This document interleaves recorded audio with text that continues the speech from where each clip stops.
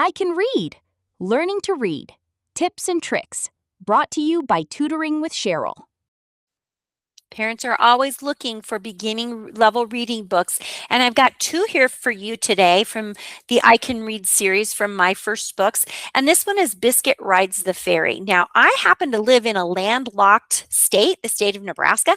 We don't have ferries. So for my child earlier in their life, reading this book would have been really helpful so that the very first time they went to New York City or someplace that has them, they wouldn't go, "What's that?"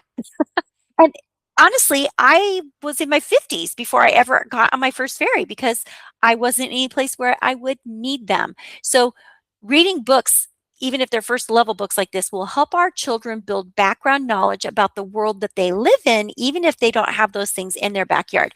But this is about Biscuit the puppy dog, who gets to go on their very first boat ride. Now, the thing about beginning readers that I really love, I mean, the books themselves, plus the kids, is that the words on the page are pretty simple, but these pictures are enough to give extra information. So as you're reading a book like this, make sure that you're talking about the pictures, asking questions, or asking your child what they think about this story. You know, what do you think about that? What is this? That's a boat. Another name for the boat is the ferry. And so you can build their vocabulary on it.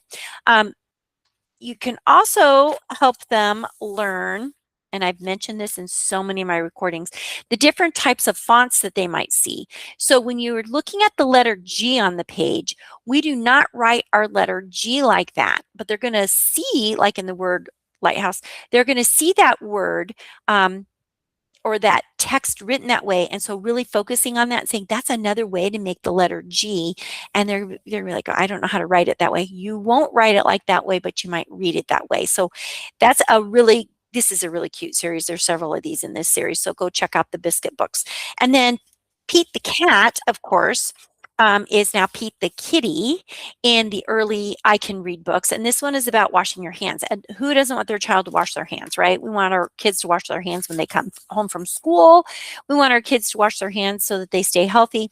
And so this goes through the whole process of Pete learning how to wash his hands. And we've got the word kitty in here, which is a great way to learn that Y can actually say the E sound, not just the Y sound, as in yellow. Okay, so we go through. I like the simplicity of the photos in here, the illustrations in here. And then your child can, like another one of the books that I recently shared about onomatopoeia, can be looking at word sounds: splish, splish, scrub, splash, rub. So we're getting those sounds in there.